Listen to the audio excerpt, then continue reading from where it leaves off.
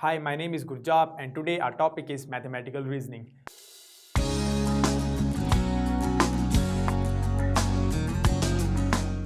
Reasoning mean to think about something and then reach a conclusion or a judgment. So in the language of mathematics, there are two types of reasonings. Number one is deductive reasoning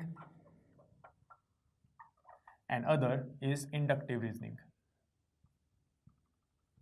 Now in the chapter of mathematical induction, we have already studied the inductive reasoning.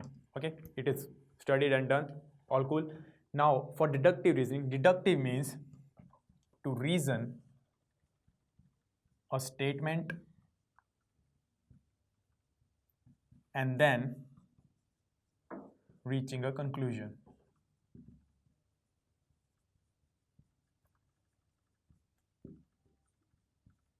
So इस chapter में हम क्या करेंगे, हम करेंगे deductive reasoning. So basically we need to understand firstly कि statement क्या होता है. ओके, स्टेटमेंट क्या होता है? If we are given any sentence, से हमारे पास कोई सेंटेंस है, टुडे इज वेडनेसडे.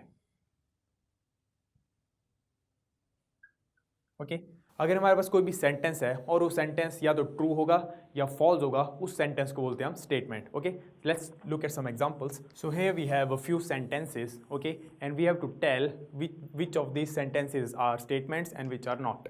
ओके, तो कोई भी यहाँ पे सेंटेंस होगा, they have to either true और false to be a statement. Okay, first one is there are 35 days in a month. 35 days in a month. कोई भी मंथ ऐसा नहीं है जिसमें 35 डेज होते हैं. Okay, so this sentence is false. कोई भी सेंटेंस फॉल्स होगा या ट्रू होगा तो it is a statement. So this one is a statement. Second is mathematics is difficult. अब ये स्टेटमेंट ना ट्रू है ना फॉल्स है. वाई? बिकॉज कुछ लोगों के लिए मैथमेटिक्स इज डिफिकल्ट, कुछ के लिए it is easy. So this sentence is neither true nor false, so this is not a statement. Next is today is a windy day. अब today is a windy day, अब today is not specified. Okay, तो अगर हम past tense में जा रहे हैं, like के लास्ट मंथ के किसी भी डे को देख लें कि वो वाला दिन विंडी डे था, उसे हम चेक कर सकते हैं हिस्ट्री में जाके, वेदर हिस्ट्री में जाके, कि वो डे विंडी था या नहीं. But today is windy day, आज विंडी डे है, it doesn't specify anything. It is not false, it is not true, so it is not a statement. Next is all real number are complex. अब कोई भी real number है उसको हम किस form में लिख सकते हैं? कोई भी रियल नंबर है, मान लो A. Okay, we can also write it in a form A into 1 plus 0 into iota. Okay, A को हम इस फॉर्म में लिख सकते हैं, वापस ए ही रहा. Okay, so all real number can be written as complex number, so this is a statement. Okay, next is answer this question. Question तो हमें पता ही नहीं है. कूल, सो ना ये ट्रू सेंटेंस है ना ये फॉल्स सेंटेंस है, so this is not a statement.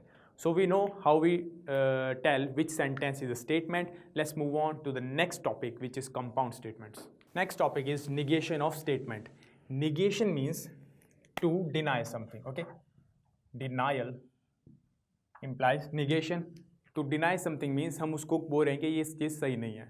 Okay, तो फॉर एग्जाम्पल अगर मेरे पास कोई भी स्टेटमेंट है, से the number 2 is greater than 7, तो मैंने इसका निगेशन लिखना है, मीन्स मेरे को इस स्टेटमेंट को डिनाई करना पड़ेगा. सो ऑल राइट, इसका निगेशन क्या होगा? It's negation will be written as the number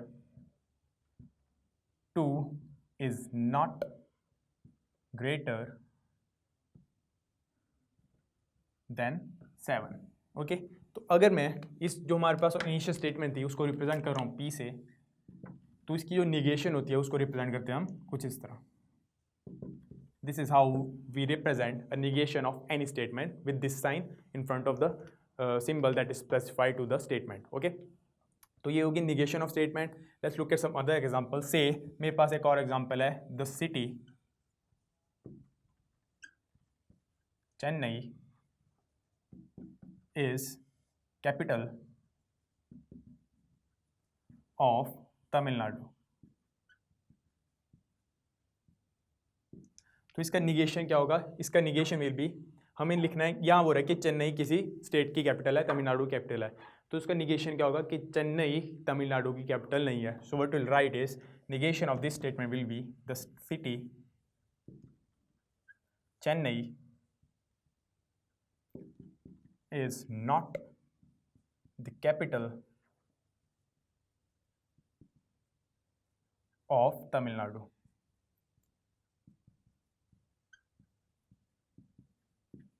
Now we are given these few statements और हमें इनका negation लिखना है. Now another important point for any statement is negation should also be a statement. Cool. तो first है हमारे पास under root 2 is not a complex number. तो इसका negation क्या होएगा? P such that under root 2 is a complex number. अब इसका negation में जो हमारे पास सेंटेंस आ रहा है वो भी स्टेटमेंट है या नहीं? It is a under two is a complex number. क्या स्टेटमेंट, क्या ये सेंटेंस ट्रू है? No, it is false, hence it's a statement. So negation is justified. Next one is every natural number is an integer. तो इसका negation is every natural number is not an integer. But every natural number is an integer, it's a fact. So this sentence is false, hence it's a statement. So negation is justified. Last one is the sum of 5 and 7 is greater than 10. 5 और 7 का sum क्या होता है? 12, which is obviously greater than 10. So इस statement का negation will be R such that the sum of 5 and 7 is not greater than 10. This sentence is false, hence it's a statement, so the negation is justified. Next topic is compound statements. Any statement that is made up of two or more statements is called a compound statements. Okay, for example, अगर मेरे पास कोई statement है, say a number A is natural number and prime number. तो इस case में मेरे को अगर ये कंपाउंड स्टेटमेंट है हमारे पास, सपोज हमें इसे ब्रेक करना है, तो कंपाउंड स्टेटमेंट क्या होती है? जिसमें दो या उससे ज़्यादा स्टेटमेंट का यूज़ किया होता है. तो इसमें कौन कौन सी स्टेटमेंट का यूज़ किया जाता है? First one is P. First statement will be a number A is natural number. Second statement is a number A is prime number. तो हमने इन दोनों स्टेटमेंट्स को कंबाइन करा and we get this compound statement. और उसमें ये जो वर्ड है and can also be written as this and, simple English में. तो this word is called and, in this case is connecting word.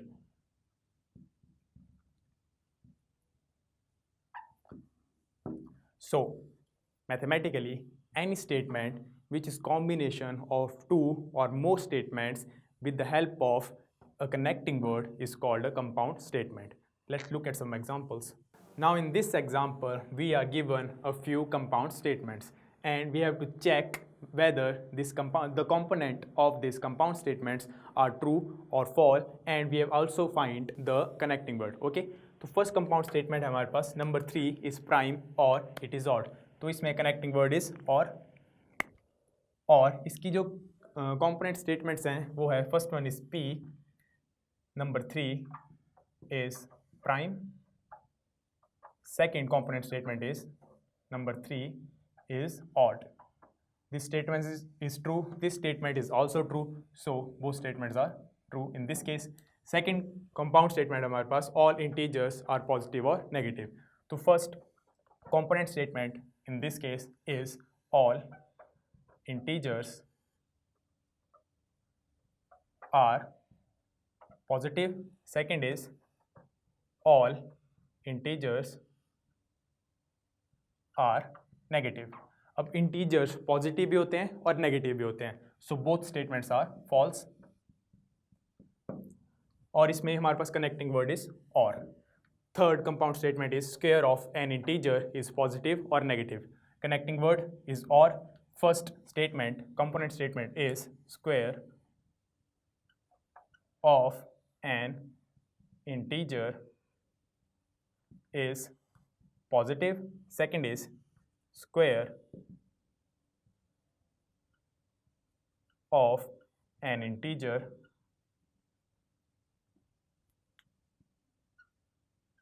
is negative.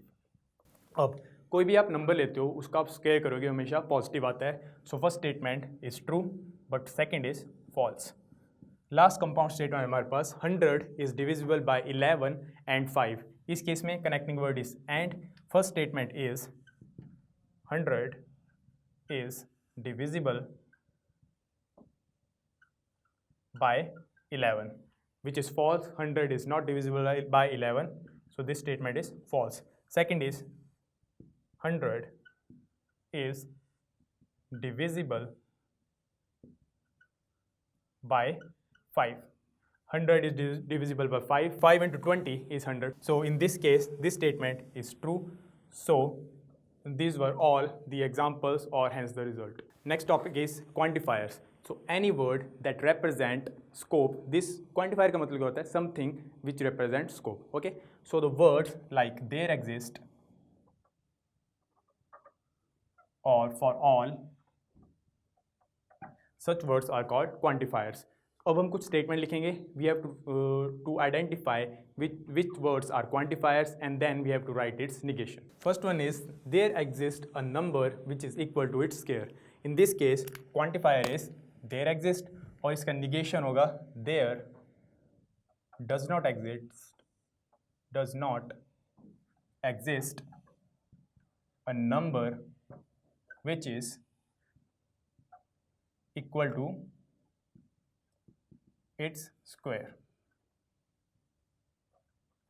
Okay. Second statement हमारे पास for every real x is less than x plus 1. In this case quantifier is for every and its negation will be written as there does not exist a real number x where x is less than x plus 1. Last statement is there exists capital for every state in India. In this case quantifier is there exists और इसका negation होगा there is no state in India with no capital. Next point is contrapositive and converse of a statement. तो अगर हमारे पास कोई भी statement है in if then form. If then form क्या होता है? कोई स्टेटमेंट होती है टू पार्ट्स में. If for example if Ram is a cricketer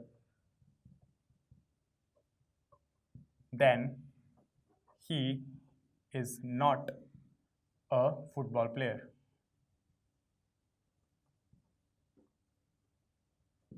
ऐसी स्टेटमेंट को बोलते हैं हम if then statement. It means अगर first part is true then second part is also said to be true. इसको ट्रू होना ही पड़ेगा. तो हमारे पास कोई भी इफ देन स्टेटमेंट है. इफ देन स्टेटमेंट किस फॉर्म में होती है? इफ कोई स्टेटमेंट हमारे पास ए से देन देयर इज देन और हमारे पास कोई सेकंड स्टेटमेंट है बी. कूल. तो इस स्टेटमेंट का हम काउंटर पॉजिटिव कैसे लिखते हैं? In case of counter positive we write if. इस केस में क्या लिखेंगे हम? बी का निगेशन इफ के साथ. Negation of B then negation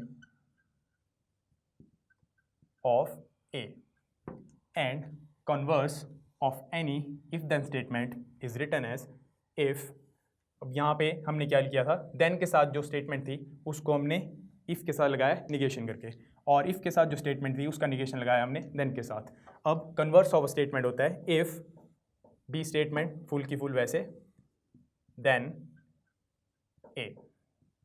this is how we write converse और contrapositive of any statement. Now we have to write the counterpositive and converse of these statements. Okay. First statement is if x is prime then x is odd. तो इसका counterpositive will be written as first statement के लिए if x is prime then x is odd. तो इसका counterpositive क्या होगा? if x is not odd then x is not prime.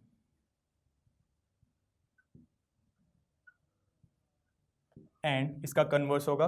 Converse will be if x is odd, then x is prime. Okay, easy. अब second statement हमारे पास, if something is cold implies it has low temperature. तो इसका counter positive will B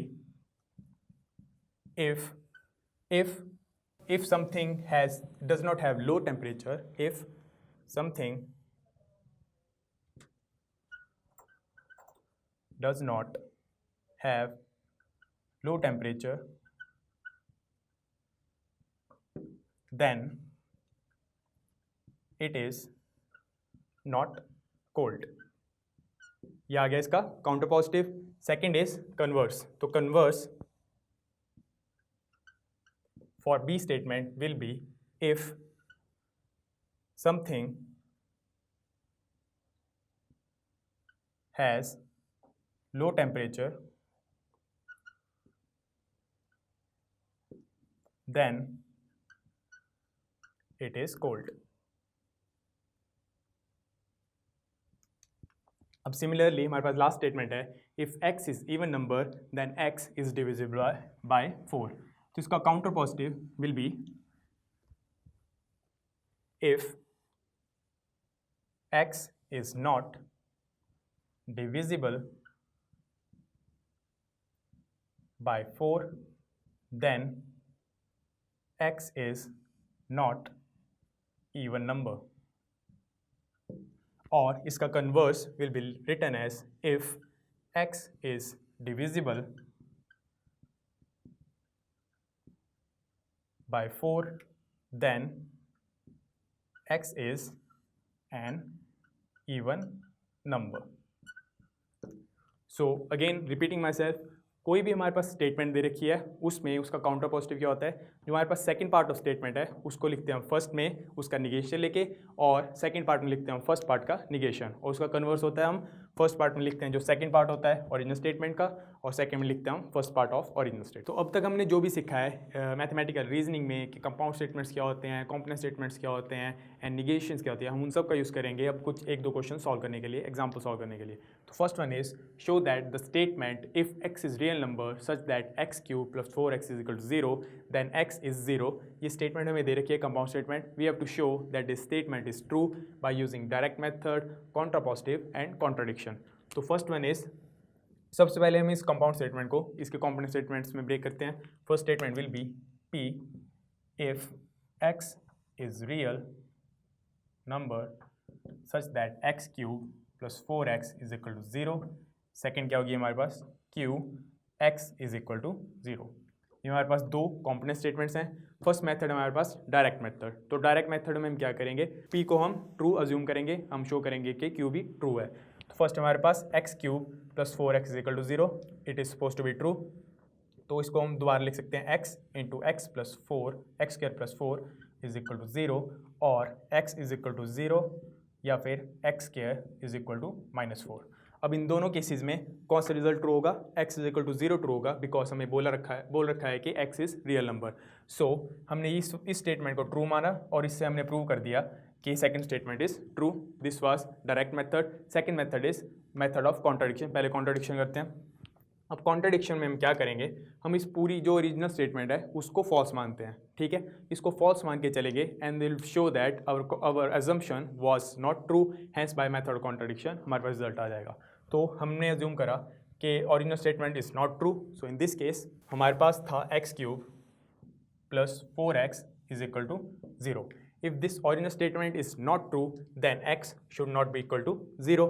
इसको break करते हैं. We get x³ x × x² + 4 is equal to 0, और x is equal to 0, x² is equal to -4. अब फिर से हम ओरिजिनल रिजल्ट पे आ गए. हमारे पास दो रिजल्ट हैं, x is equal to 0 and x² is equal to -4. हमने इस स्टेटमेंट को, फुल स्टेटमेंट को हमने फॉल्स माना. वो कैसे, एक स्टेटमेंट हमने कॉम्पोनेंट स्टेटमेंट ट्रू मानी, सेकंड स्टेटमेंट फॉल्स मानी. इसको जब हमने ट्रू माना that x is equal to real such that x³ + 4 is equal to 0, इसको रियल मान, इसको हम ट्रू मान के चले एंड में हमारे पास दो रिजल्ट आ रहे हैं, x is equal to 0 and x² is equal to -4. अब ये रियल नहीं है, ये रियल है, तो हम सिर्फ इस वाले रिजल्ट को अज्यूम करेंगे. बट हमने स्टार्टिंग में अजम्पशन ली थी कि x is not equal to 0. So by the method of contradiction we have proved that this statement is true. अब लास्ट मेथड हमारे पास द मेथड ऑफ कॉन्ट्रापोजिटिव. अब इस केस में will assume that q is false and then will show कि अगर q false है तो p भी क्या होना चाहिए, फॉल्स. implies हमारे पास p क्या था, p was x is real such that x cube plus 4x is equal to 0 and q था हमारे पास x is equal to 0. हम assume कर रहे हैं that q is false. implies q बन जाएगा हमारे पास x is not equal to 0 and p बन जाएगा हमारे पास x is real such that x cube plus 4x is not equal to 0. हम इसको लेके चलेंगे और हमें इस रिजल्ट पे पहुंचना है. ओके तो हमने इसको लिया if x is not equal to 0. इसको हम किसी भी number that is x plus 4 से मल्टीप्लाई करते हैं तो उसका रिजल्ट भी क्या आना चाहिए, not equal to 0, because this term is always positive. So x into x square plus 4 will always be positive. Positive means not equal to 0. Open करा we get x cube plus 4x is not equal to 0. तो हम इस result को लेके चले थे, means हम negation of q को लेके चले थे और हम कहाँ पहुँच गए, निगेशन ऑफ p पे. Hence by the method of contrapositive we have proved that this statement is true. So in this example we are given a compound statement that if for any real number a and b a square is equal to b square implies a is equal to b. तो इसकी component statements क्या होंगी. First one is for any real numbers a and b a square is equal to b square. Second is a should be equal to b. तो हम इस case में हमें इसे फॉल्स प्रूव करना है. हम क्या करेंगे, निगेशन ऑफ q लेंगे. लेकिन निगेशन ऑफ q मतलब अगर हमारे पास कोई भी दो नंबर हैं a एंड b, उसका a का स्क्वायर b के स्क्वायर आना चाहिए जब a is equal to b होगा. तो अगर मैं कोई दो नंबर ले लूँ a not equal to b, उनका यूज़ करके मैं इस रिजल्ट को प्रूव कर दूँ तो ये स्टेटमेंट क्या हो जाएगी, फॉल्स. तो से हमारे पास दो रियल नंबर हैं a is equal to 1 and b is equal to -1.